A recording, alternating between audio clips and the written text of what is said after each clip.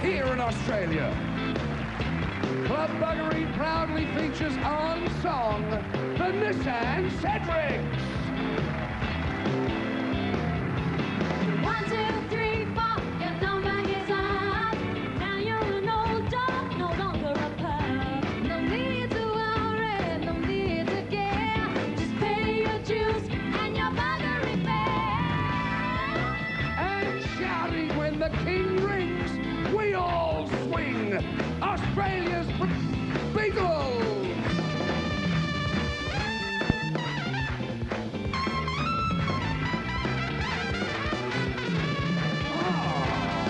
And now, can you please give a big warm Australian welcome to our hosts for the night. Direct from the Grand National Hotel, rampaging Roy Slaven and H.G. Nelson.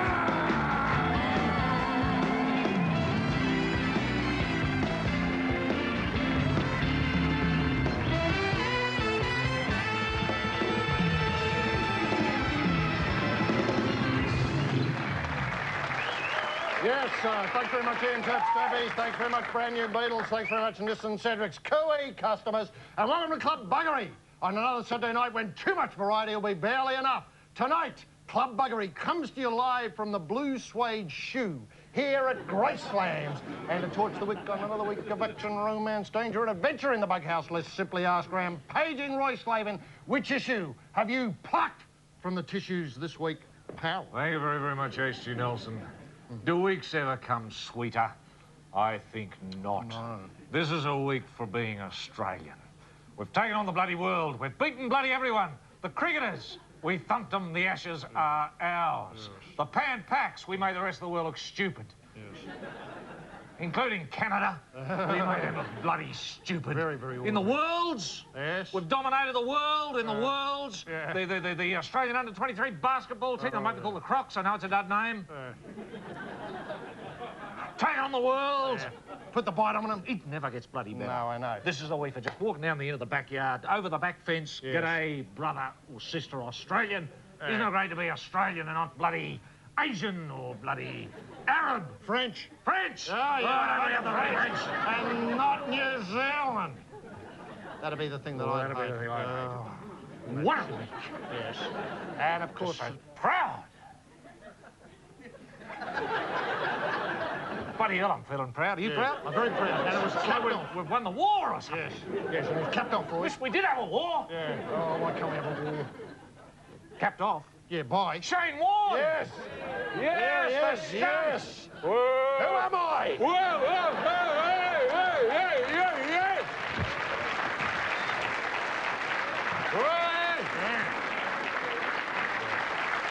And we got his way of setting the scene here in the I think all Australians should carry stumps. just on the off chance they find a hole they want to jab it in.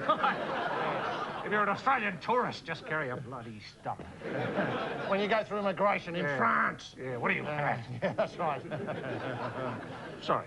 That's right. And with that as a way of setting the scene here in the shoe, it's time to welcome a man who was born in Britain, grew up in Canada, and now lives in Los Angeles. Nissan Cedrics, can you crank up that Wayne's World riff on the guitar and party on as you give us the Mike Myers story?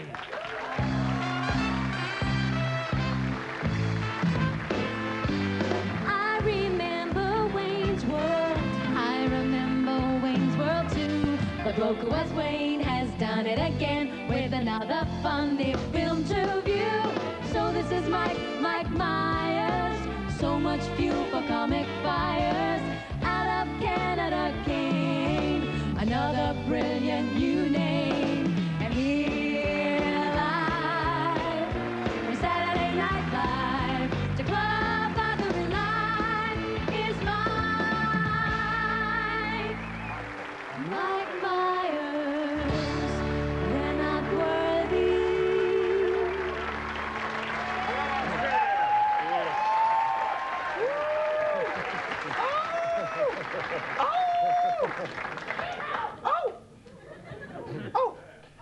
Thanks very much for coming.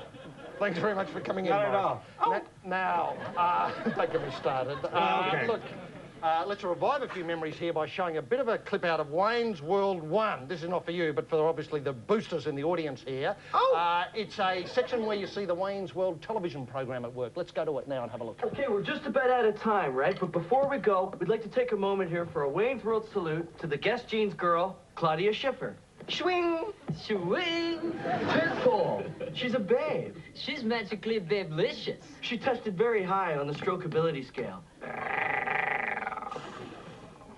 Okay. Hey, are you through yet? Because I'm getting tired of holding this. Yeah, that's what she said. Okay, so Claudia Schiffer, we salute you. Shawing! Wayne's World! Wayne's World! Party time! Excellent!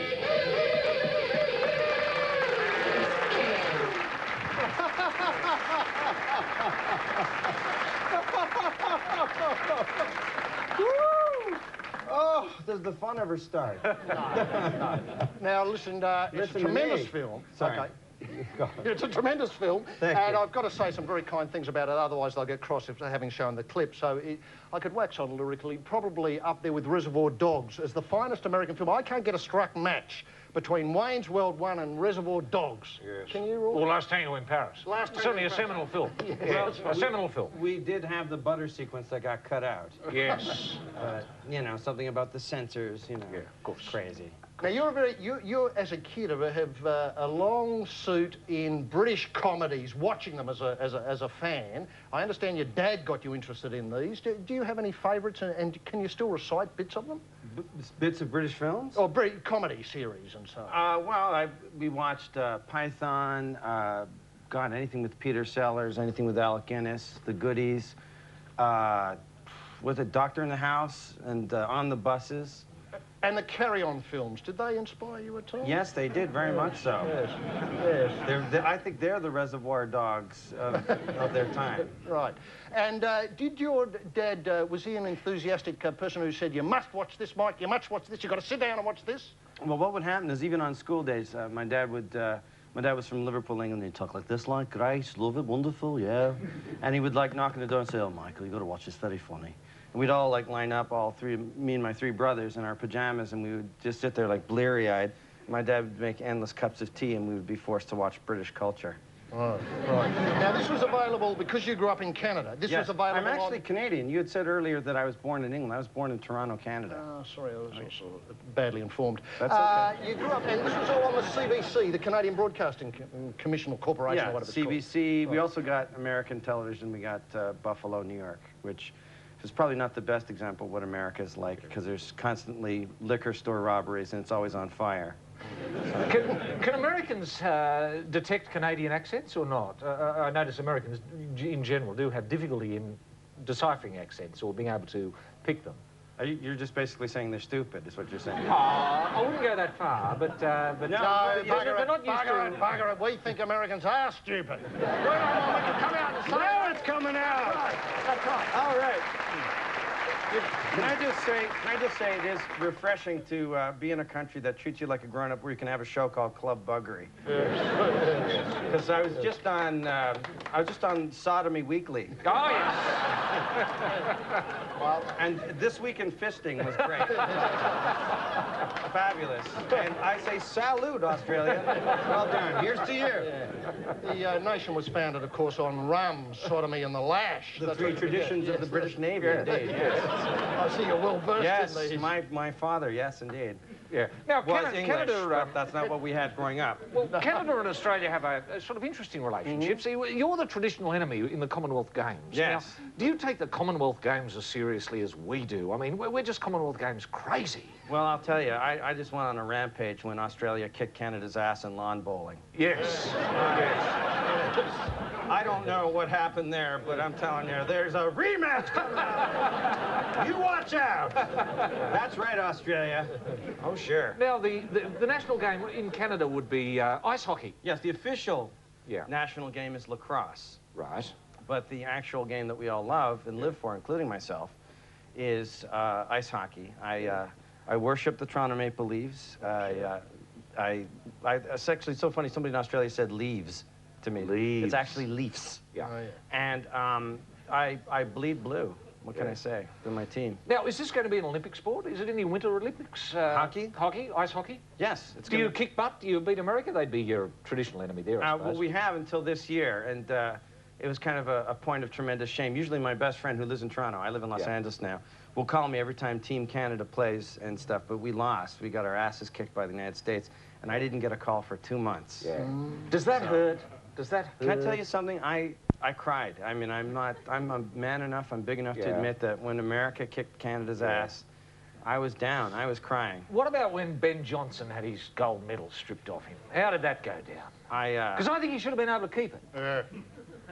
I didn't know that came all this way to be raked over the coals about Ben Johnson. I didn't tell him to take drugs, you know what I mean? Well, just going back to the ice hockey for a minute, where is Team Canada? Where is Team Canada letting you down? I mean, what do they need? A bit more offense, a bit more defense? They just need, they just got to play the man, they got to play two-way hockey, they just got to start being hard again, you know? We're just too soft on the Americans. Yeah. Is it a violent game? I mean, does it have genuine violence? Is it as... I noticed the film, I think it might have been called Slapshot or something. Yes. Well, Slapshot wasn't really what it's like. It's far more violent than that. Is that right? Yes. No, there's violence. I mean, you're going to tell me that Aussie rules football is a walk in the park. No. We love violent sports. I mean, we think there should be more of them. Well, it's so funny. Canada is like 30 million people in Canada. We have like 40 murders a year. Yeah. So some more, Toronto does anyway. It's the city of Toronto, which is a population of 4 million people. And I think that we get most of our aggression out on the ice. But there's not that much fighting. It used to be worse.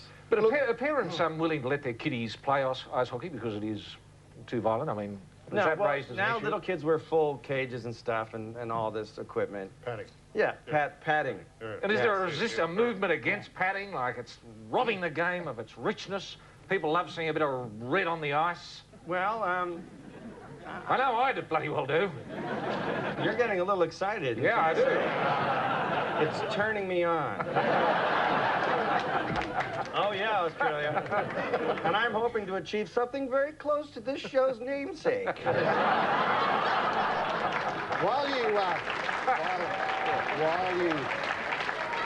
While you file away Roy's number, we should talk about Austin Powers, International Man of Mystery. August 21st here in Australasia. Yes, now this is let's call it a spy parody film, for want of a better genre to put it in. It's got the obligatory blackjack sequence in it, like all good spy films, and your opponent here is the number 2 of, Mr. Evil, Dr. Evil, played impeccably by Robert Wagner. Let's have a look at this scene now where you play the great Austin Powers. Do you mind if I join you?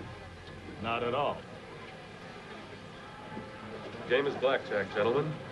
$10,000 minimum bet. A king for you, sir, and a 3 for you. 17.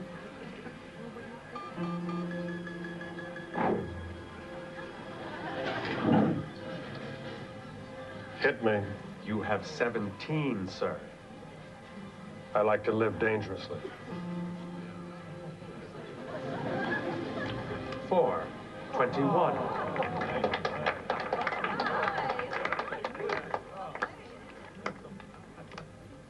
Five. I'll stay. Just you hit, sir. I also like to live dangerously. As you wish, sir. 20 beats your 5. Now, apparently the idea for the movie came to you while you were returning from ice hockey practice and you heard The Look of Love. Yes, by Burt Bacharach. Yeah, on the car radio. How did that inspire? Well, I just, I had seen a lot of movies about the 60s with Volkswagen vans and hippies and Woodstock and stuff, but we hadn't seen the sort of swinging 60s, you know, that sort of Carnaby Street in England. And all of a sudden I'm driving and I just was like, yeah, baby, let's go in the back and shag, baby. I just started talking like that, and I was talking like that to my wife for about 3 days. I was just like, you're a fabulous bird, let's go do it now. And eventually she said, shut up, and write it down. So I wrote it down, and then I just was fascinated by a time when people, the 60s, when people were so incredibly publicly horny, which you can't be now. And I just wanted to be... Did I say something wrong? No, The show's called it's Club fine. Buggery. No, it's fine. It's called Club Buggery. I say horny, and people are going, what? No. I was thinking, I wonder if that's fair, though, to the you know, the era that we live in now. We've got a show called Club Buggery. How much more horny do you want to be? How much more? Where else do you want to put it? Quite frankly. Funny you should ask. Has Shag taken on as...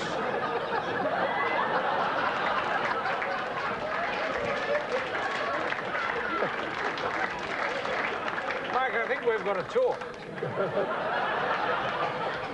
Has Shag taken on as an idea in America as a result of the film? Well, no, shag is a sort of common term. Well, it's a British term. Yes, it is. Yes. Yes. Yes. Yeah. Shagging, on the job. Do it. Yes. Yeah. Getting a leg over. Yeah. Beast with two backs. Yeah. Yes. The whole 9 yards. In like Flint.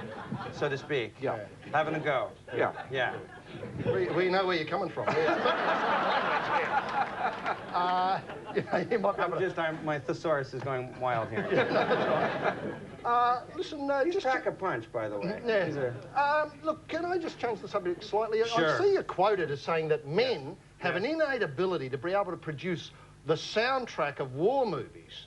Now, is this right? That I take it to mean if, you know, if I could set the scenario, the Mitsubishi Japanese Zeros are over Darwin and they're about to, you know, strike. You can do it. And then that's right. Yeah, that sort of stuff. Anti-aircraft goes up, boom, Yeah.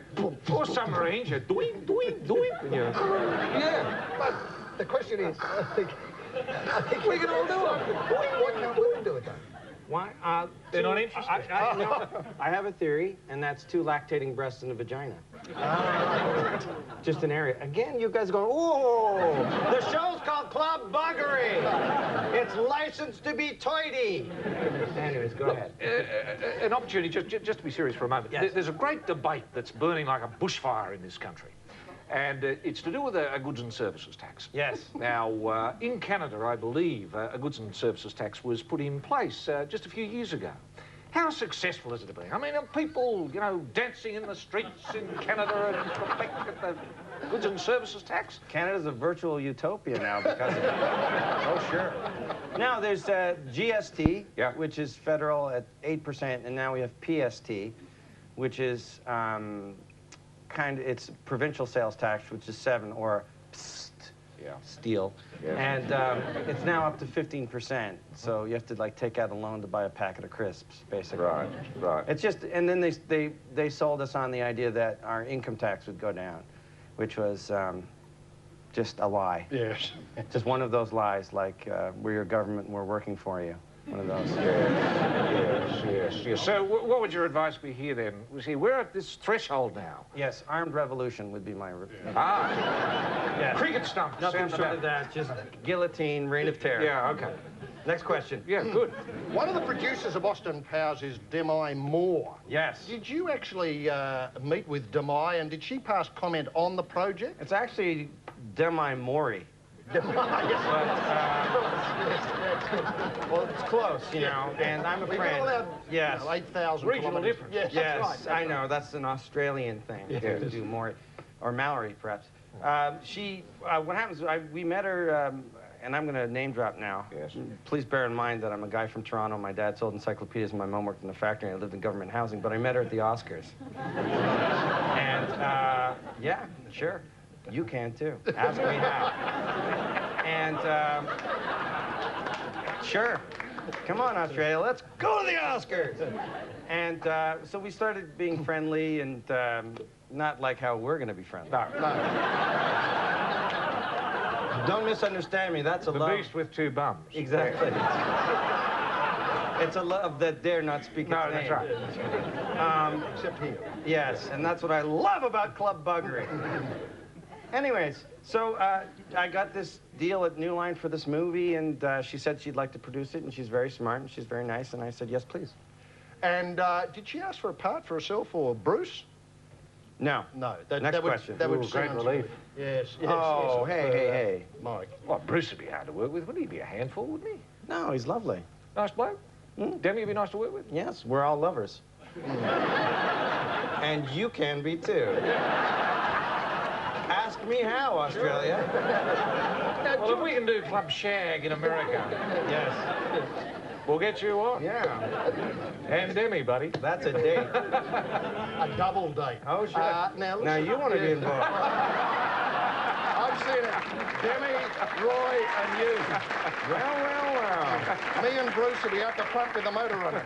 Now, the other thing is George Clinton's involved. Is that right? George Clinton's involved with the musical side? Yeah, George S. Clinton. It's not the same George Clinton. I was going to say, from Funkadelic in Parliament to Austin Powers. No, it'd be quite a I had a whole press junket where people were saying, no, interesting, the guy from Funkadelic, not the same guy. Oh. No, he's done other movies. And the, if I could ask a final question, sequels. Now, there's Yes. Wayne World 2. How many do you reckon you can get out of Austin Powers? 35. Yeah. And on that cheerful note, it's Yes. time to wish Mike a gag-filled future, and I ask all Club Buggery viewers, whether here in the shoe or there at home, to shag now and shag later as a way of thanking Mike Myers.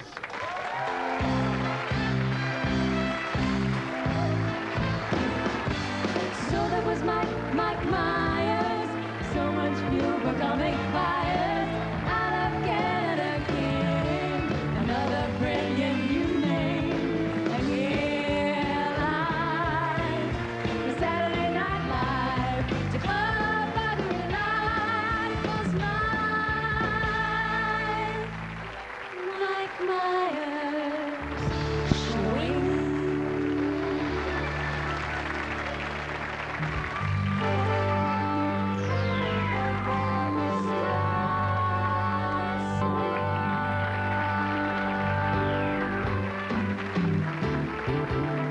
I love wearing a ring.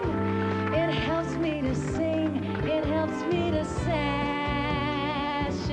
It helps me to swing. Yeah. I sing with a ring. Yes, tonight, 20 years ago, almost to the minute, the King left us.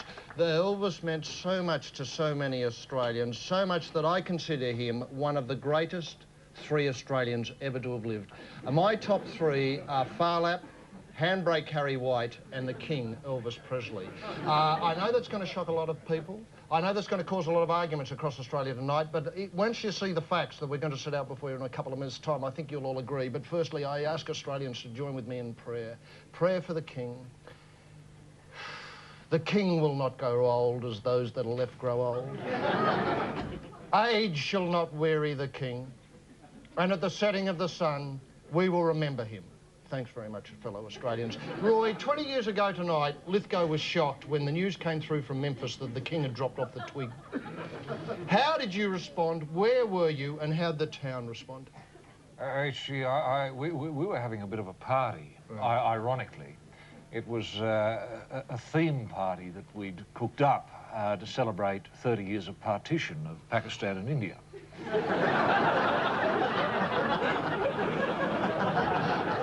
We were wearing turbans and listening to a little bit of Ravi Shankar and having some papadams and curries and A bit of stuff in the hooker? oh, a bit of stuff Homegrown? from the hooker, yes.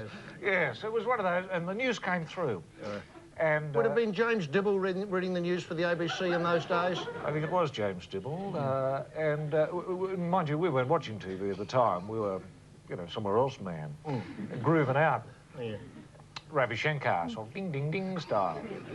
Anyway, the word came through. It was disbelief to begin with, absolute disbelief. So we sort of felt wrong and silly in our turbans, listening to Ravi Shankar. We took the turbans off and then sat around just for a little while. And then we ran out of the bloody barn and went crazy. Ran down the streets of Lithgow and we bloody scratched cars and torched things and went crazy. If we saw a bloke that didn't have hair like Elvis, we'd get him down and shave it off. And Because there was everyone- something on. Yes. Sideburns. Yes. Yeah. Texter. That's right. Because even up until then, till 1977, everyone in Lithgow had hair like Elvis.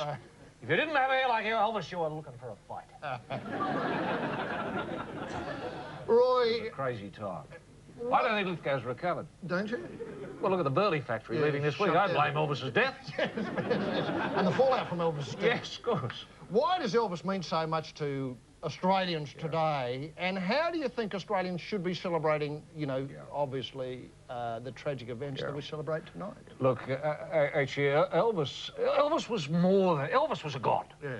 Elvis was a philosophy. Yeah. Elvis was the philosophy of do whatever you bloody well like. Elvis was an individual. You know, if Elvis wanted a hamburger in Buffalo and he was in LA at the time, he'd get a plane, go over to Buffalo and just bloody have a hamburger. If Elvis wanted to bloody take drugs, he did. If Elvis wanted a root, he just bloody had one.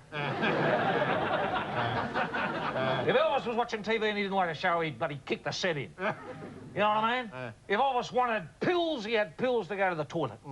Pills to stop going to the toilet. Pills to eat. Pills to make him want to eat. Pills when he didn't want to eat anymore.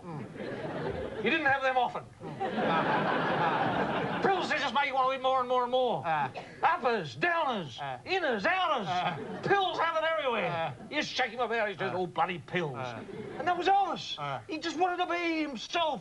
You can do whatever you bloody want, please. That was the philosophy. Of course, when Elvis took the pills felt funny, not Elvis. Yeah, that's right. Roy, obviously... But sorry, in terms of celebration. Yeah. I think, see, the great tragedy is Elvis never came to Australia. And I still feel it now. I feel as if we've bloody well missed out. I think we've got to go over to Graceland, and I'm sure the Graceland people would allow it. I'm sure Priscilla wouldn't mind. Lisa Marie. Lisa Marie. We get over there, we dig him up. We bring him over to Australia. We put him in a ute and we drive him around Australia. The three of us. Roy at the wheel, Elvis in the middle, and me on the passenger side twiddling with the knob, getting all those king sounds. And Australia would feel contented. Oh, yeah. Because people would come out, country towns. Chooks would start laying. That's right. Dogs would get on the job again. Yes, yes. And you'd hear up front, say, if you were heading into Young, and to the left would have a special broadcast. Elvis is coming. People would be lying for miles. Yeah, we'd have a couple of loudspeakers. Yes. Pumping out. Come now. The hits, man. The hits. Yes. People in the traps. Caught in the trap. Caught in the trap. Can't go on. Suspicious minds. Oh, yeah. Wow. Roy, is there any evidence that Elvis was interested in the rugby league? I know it's a bit of a left field question, but... I'm sure. Look, I'm sure he would have been. I'm sure he would have been. Well, we only played rugby league in case Elvis watched. Yeah, of course. Of course. You know, in case he had a million bloody channels. You know, rugby league. Now, I think we have to address... when I was over at your place recently, I went into the garage and I was amazed at your collection of Elvis memorabilia. You've got a tremendous amount of Elvis memorabilia. And I brought in a couple of things tonight I'd like to show you before getting Roy to demonstrate. Look, I've got this little bust, I think this is what you call it here, of the head of Elvis. Now, this is a life... It's priceless, isn't it? It's absolutely priceless. It looks exactly like Elvis as everybody remembers him. Look at that. As I move it around a little bit, you'll be able to get the idea of the whole king there. Sure, he looks a bit like an Indian Elvis, doesn't he? But look, for people who want to have something more personal, this is something I carry with me at all times here. I don't know whether we can see that on screen now. Obviously, we've got a big sign. There we go. There it is there. Now, that, just if you could walk around the room at home and watch those eyes follow you around the room. They're just magnificent. I'm holding it still. I know it's an optical illusion that the eyes are following you around the room, but I'm holding that dead still. He is too. I can vouch for that. Look, I'm not moving. I mean, if I was moving it, it'd be like that. It's dead still. If I was moving it, it'd be like that. I caught him out at last, didn't I? A little private joke there. Thanks very much. Look, Roy, I know you've got a tremendous... By the way, this can be used as a fridge magnet, as you can see, or stick it on the side of your car and let everybody else... Leave yourself a note. I must remember to remember Elvis. Yes, that's right. More. Now, Roy, you've got something very, very special. Actually, this is precious. It is precious. It costs thousands of dollars. It's not mine. I've borrowed it from Jim, my neighbour, because he's a real big Elvis buff. Actually, it's a toothpick that Elvis used. I don't know if you can pick it up there. Is this Graceland's? No, he used this HG in Buffalo, picking his teeth. Yeah. Obviously. Now, there'd be a little bit of mitochondrial DNA on there. Why this is important? Because he would have had it in there. Oh, I shouldn't get a tooth. I don't want to mix it up. And in years to come, we might be able to take something off this and make Elvis again. What? Build him up from that. Wow. Build him up from Jurassic Park style. Jurassic Park style. Because Elvis is there. His pheromones are there. His juices are there. Have and we got whatever the he ate that night's there. Yeah, have we got the technology to do that, mate? Yes, yes, so if you build it all up, you'd get bloody Elvis, you'd get his clothes, you'd get the cow that he was eating at the time, you know, that had been minced up. It'd all be there. Which Elvis would you like to bring back? You know, the Sun Session Elvis, The big fat Elvis. And now, my very good friends, it's time to welcome to the Bug House a duo who've made the hard yards with us on other occasions. If you hanker after that South Sea Islands, feet on the banana lounge, trousers loosened to the hips, grass skirt on the sway, tide flooding in, well, our next guest will give you a solid glimpse of all that crazy South Pacific holiday magic and a lot more, because that's what they deliver when they back the ute up to the Bug House. Tonight, they're supported by the brand new Beatles and the very fabulous heart and soul merchants, the Nissan Cedrics. The tune is a song that Elvis loved, and Elvis wanted to record it. Unfortunately, death robbed the world of his version of this song. Yes, it's the old loved one's sea shanty, The Loved One. Australia, can you Watusi across the red-hot coals with screams of delight as you welcome to the Bug House, Vicar and Linda.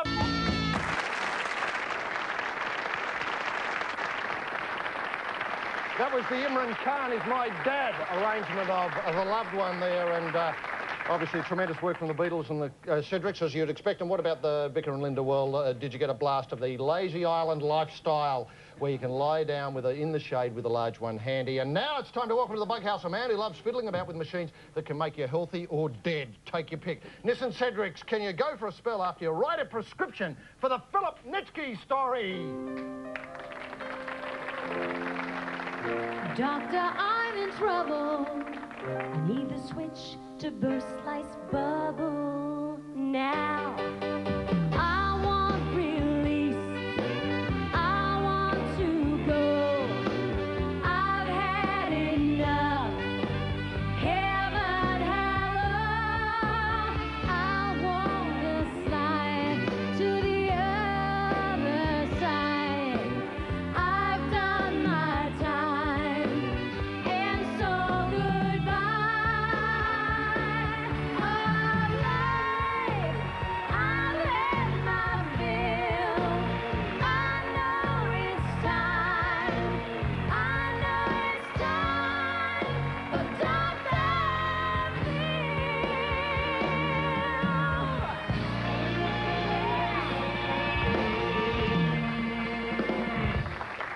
Thanks very much for coming in, Phil. Now, obviously, you've thought a lot about death over the recent time. What philosophical position have you arrived at with regard it?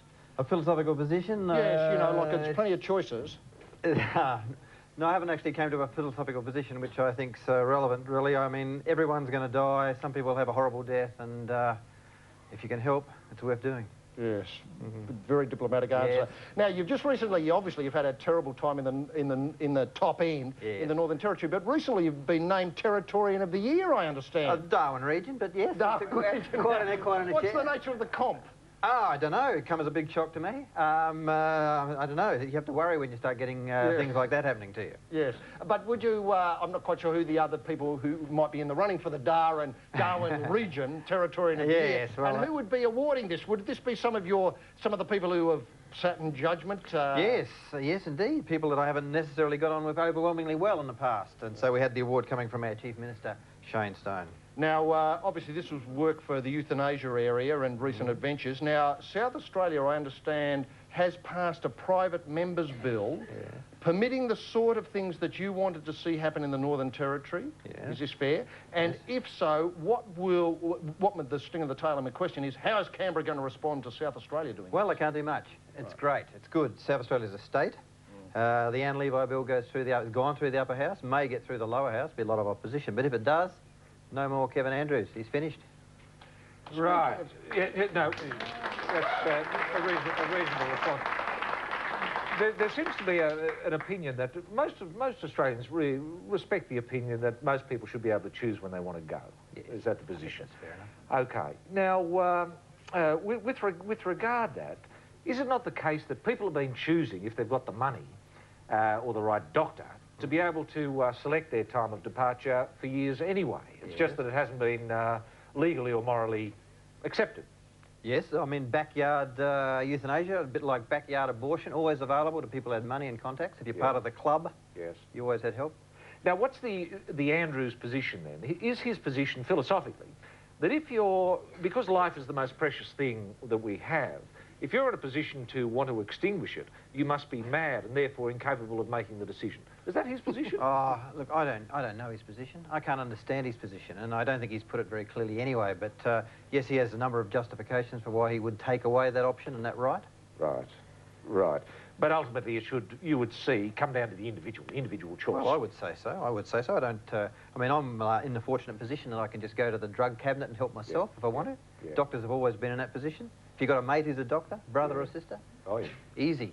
But where I have a bit of difficulty with the Andrews position is he seems to tolerate a very slow process of being whacked out of your tree as you approach death. Yes. Whereas yours is to be more conscious about choosing the time of when you can go. Now, what I don't understand is, given the supporters, as Roy points out, of the populace generally for this, I can't understand what the hump is that they have with it. Don't understand it either. I mean, he seemed almost enthusiastic about the very slow death of the last person, Esther Wild. Said it was good medicine. Good medicine if you take 4 days to die. Bad medicine if you take 4 minutes to die. Yeah. Funny position. Now, why did you go from physics to medical practitioner? There's a bit of a gap there between... Well, how much of a gap? Oh, about 20 years. About 20 years. Yeah. Well, why did you leave physics? I mean, physics is where the action is, isn't it? No. Well, in those days, I was worried about weapons. I worried about weapons system development. So I was working in physics, keen on physics, good at physics, but the Vietnam War was raging and I worried. I worried about weapons development. What, you could see the potential of laser beams. You're working on laser technology. Right. You could see the potential of lasers in war. Well, not only that, I found out that I was being funded by the war machine. Imagine how I felt. You'd have felt pretty ordinary. I felt awful. So it's all death with you, isn't it? I mean, you're either making So what were you working on? You were working on holograms, I thought. Holograms earlier, but later it moved into the more sophisticated use of the high-powered lasers. It wasn't holograms in those days, and that was directly related to weapon system development. We went to, it was Star Wars development time. Ah, yes. You Star remember Wars, that? the American, yes, yes. the grand dream of Ronald Reagan Street. Yes. Yeah. Tell me, what is a bloody laser? Is it like all light photons pointing in the same direction or something? In phase. In phase. In phase. Yes. Does it occur in nature that I don't think so. No, I don't think there's a natural laser. Is that right? Yeah. Yeah. Why doesn't light operate in phase? I mean, well, it's the way. I don't think there's a natural or a naturally occurring example of laser light. Maybe I'm wrong here. I'll probably be corrected at some later stage. I don't think so. Is laser technology still something that's sort of kicking on? And well, I think so. I mean, I've been out of the field for a bit. So I'm sure it is, and I'm sure its uses as a weapon system still largely unexplored. But it's being used in operations now, isn't it? Too, yes. Have you ever used a bloody laser as a They like to tell you about that sort of thing. They like to tell you about the kind of peaceful uses of this technology. Yeah. You can do bloodless surgery, you can do all sorts of wonderful things with lasers. The healing laser. Yeah. How hard is it to become a doctor? Obviously, people say that physics is sometimes the hardest discipline to understand. It's not very hard to become a doctor. No. It's easy. It's easy to become a doctor. Is it too easy to become a doctor? A bit too easy. Bit too easy, I think. Yeah. You'd like to see the crossbar raised a little bit? Raise that bar a little bit higher, I think. Yeah. Yes, that's right. There are a lot of people in the game, in the medical game, you think, bloody hell, they shouldn't be here. They're hopeless. Absolutely. In fact, I understand it was from a stay in hospital that actually got you up on your feet. You've heard, yes. I had a bad accident. I was in hospital for the first time and treated, I thought, badly. You've been a patient? When you're a patient for the first time? A very disappointing experience. I know. You're out of control. Yes. You don't have any control. You think, I can't, and this is never going to happen to me again. Yes. So you've got to learn the system, learn the language. Yeah. So next time you're in there, you're in touch. I didn't choose that option, unfortunately. Did you? Well, probably would have been better if I had. Keep out of hospital. Yes. Did you take the Hippocratic Oath? No, we don't. We didn't. In Sydney, we didn't. Western Australia, they tell me they still do. But not in Sydney. I thought every bloody doctor Well, I know. took the Hippocratic Oath. Well, it's a choice thing now, is it? Well, no, it wasn't a choice. It wasn't even an option. I couldn't even tick it. I want to take that off. So there's no ethics in medicine anymore? No, I would say that's a fairly accurate summary, yes. And there's no ethics in physics? That's right. So we've got to have ethics in physics. Yeah, we've got to have ethics in medicine again. No, it's not good. It's not good. Bloody hell, this is a worry, isn't it? We've got hopeless duds that shouldn't be bloody practitioners out there bloody Unethically. Yes, unethically. Yes. You're on the tools Unhindered. unethically. Yep. No checks, no balances. Are you going back to the territory to become a doctor? To To become a doctor? Sorry, to resume your trick practice. question. Sorry, no. I didn't realise you'd left. You've got to go back. Yes, to resume. Yes, I am. I'm resuming my practice. I think there's a lot of people are ringing in on the phone right now, wondering when I'm going to resume my practice. No, like the bank manager and the car Monday night, I think. Yes. I heard that you're a hypochondriac. Is that right? Are you? Yeah, well, I deny that. That's one of the reasons I did medicine, actually. I thought I'd just get on top of this. To cure yourself? Yeah. I thought...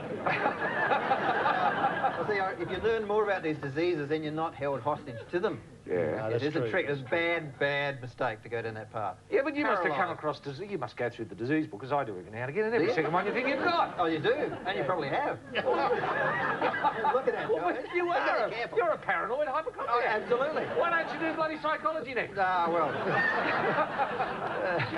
I understand, you know, it's a bit hard to get an idea of the nature of your practice, though, because I know you do work with a lot of people who are in trouble, yes. you know, in terms of society, as well as, you know, quite a broad spectrum of people, as well as people who are sick. Do you have paying customers in the conventional sense? Paying customers? Yeah, you know, people who well, you know, who...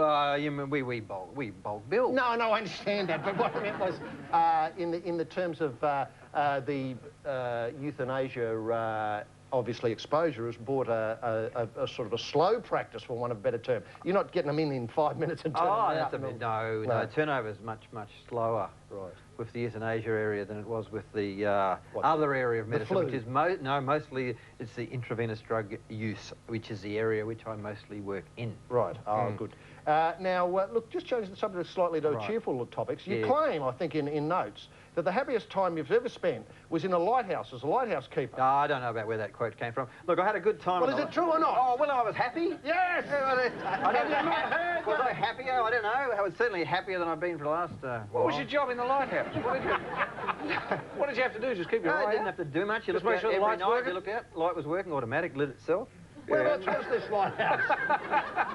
Cape de Cootie on the southwest tip of Kangaroo Island. Were you there by yourself? No, I was with a friend. We were trying to patch up a failing relationship, as a matter of fact. Did it work? No, not really. No, so you wouldn't recommend that? No, not lighthouse. Bad. Now, you've never felt as though when the heat's been on you, when you've had Julian McGoran wanting to pick you in the street, you've never felt, bloody hell, wouldn't it be great to be on Cape de Cootie Lighthouse now? You're tempted. You're tempted. Yeah, you think back there, back in peace, just that light and yourself. Now, the other thing... You bloody hopped out of the boot once and held someone up. Yeah. Someone had stolen your bloody car radio. That's right, they never do it again either. No, that's what it is. Now, the story was that your car radio was nicked and you thought, hello. Yeah. So you put another radio in, put the window down and hopped in the boot with a gun. That's the way. You got it basically right, yeah. And the bloke came back, idiot that he was. Idiot that he was. You hopped out and said, hello, hands up. Yeah. Do you think everyone should carry a gun? I think what sort of bloody society would this be? Just on the off chance that people are nicking their car radio. No, you've got to be careful. You've got to be careful. No, I think... A lonely bloke in a lighthouse with a gun is not a bloody bright idea. Where you made your mistake was not doing law at the same time, right? So you could have had the bloke up before you and sentenced him to 12 months in Yatla jail. Yes, yeah, we made a few mistakes then. I made a few mistakes in those years. Are you still in touch with that bloke you held up? No, but no. Did you get your radio back? I did, covered in Port Adelaide stickers. Hey. So then you had two radios, the one that you put in there and the one you replaced? The one I put in there was a false radio. Yeah. Now, finally, you love to relax throwing a leg over a motorcycle, is that right? Yeah. Are you into your classics, into your BSAs and your lights, or into your jet screamers? The classics. Yeah. Old English. Old English and a Russian bike. Oh, your Triumph. Matchless. Matchless, gee. 500 single. And you get out of, Darwin and head towards Catherine on it? Yes. Wind As and hair. good as the lighthouse? Almost. Almost. Oh, if only they could have a moving lighthouse at speed. You'd be laughing. And on that cheerful note, it's time to wish Phil a life and fun-filled future. And I ask all Club Buggery viewers, whether here in the shoe or there at home, to get under their doona as loudly as they can as a way of thanking Philip Nitschke.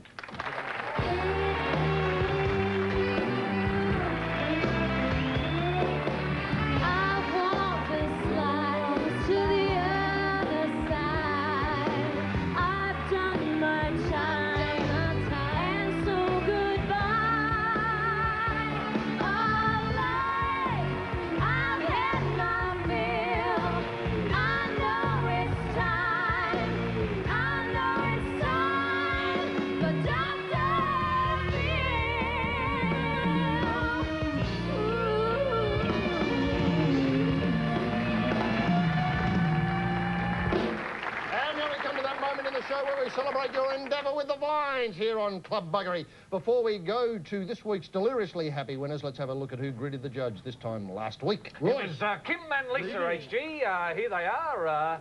Then they went to the DYRSL where they were met by Bronwyn Bishop. And it was a frank exchange of views, excellent cuisine. I think Bronwyn went with the fish from memory. I think they all went with fish in the end, just to be on the safe side. And then it was sitting down, laughing. The camera was most unobtrusive. We just left them alone to get on with it. They had a tremendous night. This is living. This is living. Yes, indeed. Yes, there was genuine chemistry there between that trio, wasn't there, Roy? And we must thank, like Michael Knight, Bronwyn Bishop for getting behind This Is Living. Yes, indeed. And this week, there's, prize-wise, there's a UMI CD, hourly daily. Yep. We've got Taboo Princess from Vicar and Linda as well, plus a hat to put them in, and a special prize, Roy. This is an absolute This is an absolute cracker, HG. The winning couple this week, HG, will be going to the Japanese Variety Spectacular at the Sydney Opera House. Whoa, look at this. You get the big bloody jump drums being beaten by jumps, and then you get the dancers with their mouths open, looking like those laughing clowns. Look at that. You just got to throw the ball in from the audience. Because this is living.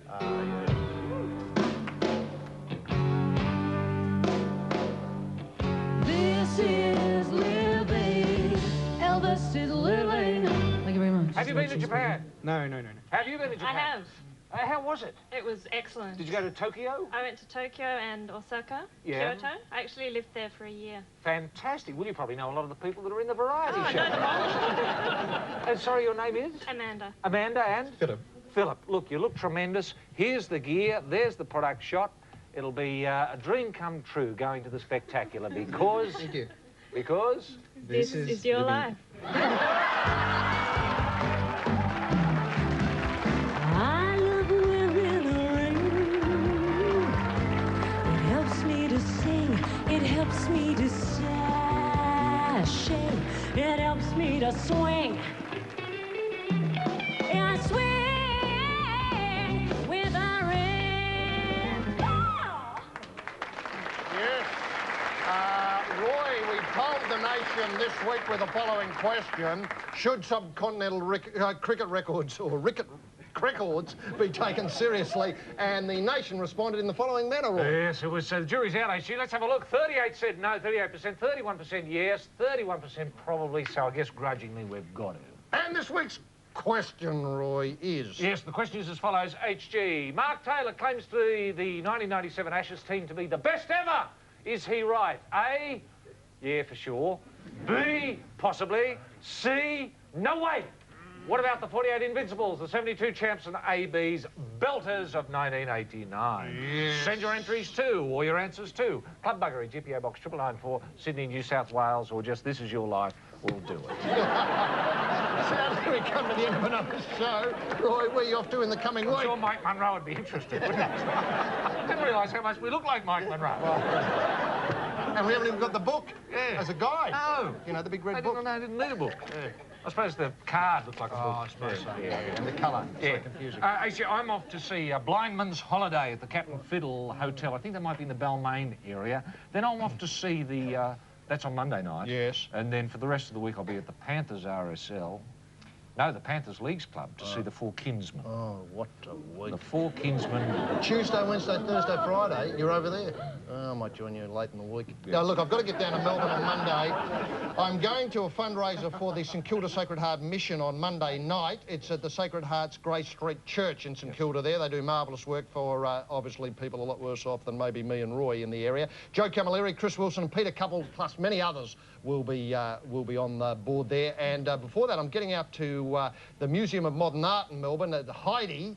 They've got a tremendous debate there, the Great Debate and Bonfire. They're going to burn a lot of old paintings and out there at Heidi. And while they do it, they're going to have 6 speakers. They've got Kaz Cook, Stephen Fennelly, Robert Nelson, relative, of course, Louise Adler, Jane Turner, and Zik Warnowski QC out there debating. He's a tearaway, isn't he? Oh, he is. Oh. I don't know what they're talking about, but it's bound to be good, so get along. As we sign up from the Blue Suede Shoe, Roy and I'd like to thank Mike Myers, Philip Nitschke, Vicar and Linda, the Nissan Cedrics, the brand new Beatles, Ian Terps Turby, and you, the audience, whether here in the shoe or there at home on the fiddle, fumble and flop. Thanks once again for taking interest in variety. Finally, it's time for Act 22 in the National Battle of the Sounds for 1997. Tonight, a blast from the past, a Buddy Holly autobiographical statement, not fade away. Ladies and gentlemen, can you remember Elvis? As rowdily as you can as you welcome into your home and hearts, Mr. Tim Rogers. See you next week, Australia.